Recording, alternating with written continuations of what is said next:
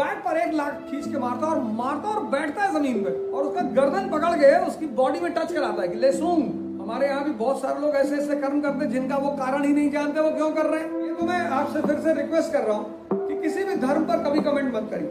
तेरे आका ने कुरान पढ़ी है, तुमको क्या पता इस्लाम क्या है, तुमको बड़ा पता है भिखमंगों का देश।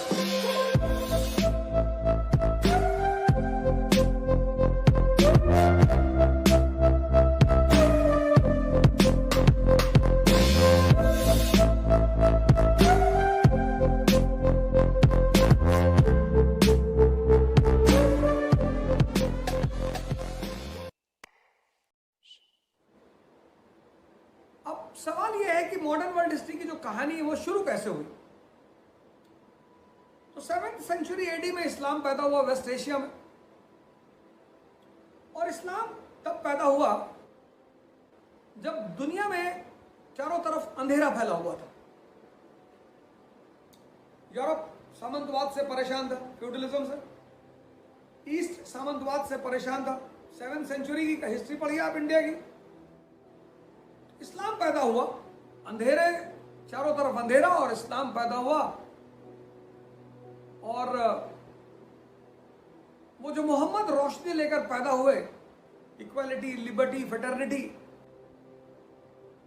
सऊदी अरेबिया खुद ही उस वक्त बहुत परेशान था। और 7th सेंचुरी से लेकर 10th सेंचुरी तक इस्लाम ने अपनी पोजीशन कंसोलिडेट की सेंट्रल और वेस्ट एशिया में। 10th सेंचुरी के बाद इस्लाम ने अपना एक्सपेंशन शुरू किया। और मैं बार बार आपसे कह रहा हूं कि किसी भी धर्म पर कभी कमेंट मत क्या करिए। ये तो मैं आपसे फिर से रिक्वेस्ट कर रहा हूं कि किसी भी धर्म पर कभी कमेंट मत करिए। और चूंकि हिंदुस्तान में लोग सुनकर ज्यादा जानकारी इकट्ठा करते हैं, तो प्लीज प्लीज ऐसा मत करिए।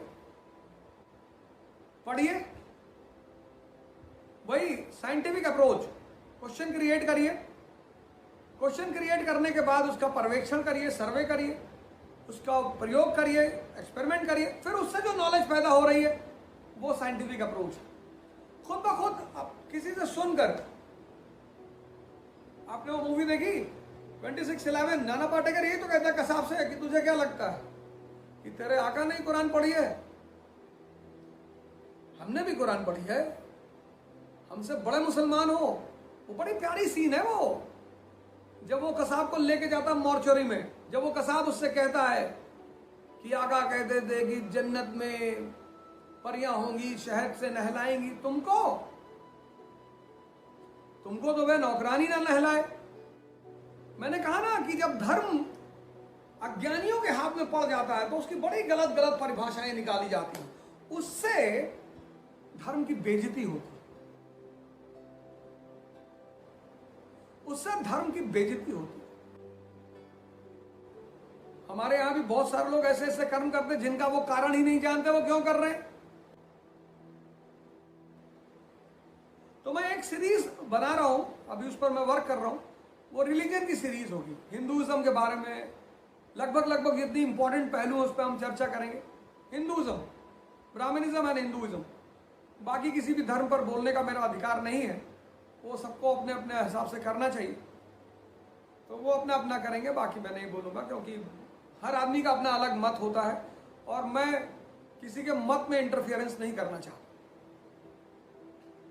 तो वो बड़ी प्यारी सीन है कि और आका कहते थे खुशबू उठेगी, ये उठेगा, वो उठेगा, तो लेके जाता है मर्चुरी में, और ले ही नहीं जाता, ले जाके वो देखता है उनकी डेड बॉडी तो रोने लगता है, तो उसके बैक पर एक लाख खींच के मारता और बैठता है जमीन पे, और उसका गर्दन पकड़ के उसकी बॉडी में टच कराता है कि ले सूंघ।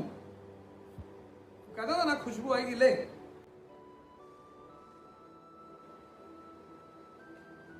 आका की आंखों में चमक है और तुम काफिर हो, तुमको क्या पता इस्लाम क्या है, तुमको बड़ा पता है भिखमंगों का देश। इतने ही तुम बहुत बड़े गामा थे तो सुपर पावर बन जाते, हम मान लेते। तुम हमको समझाओ कि धर्म क्या है, रिलीजन क्या है।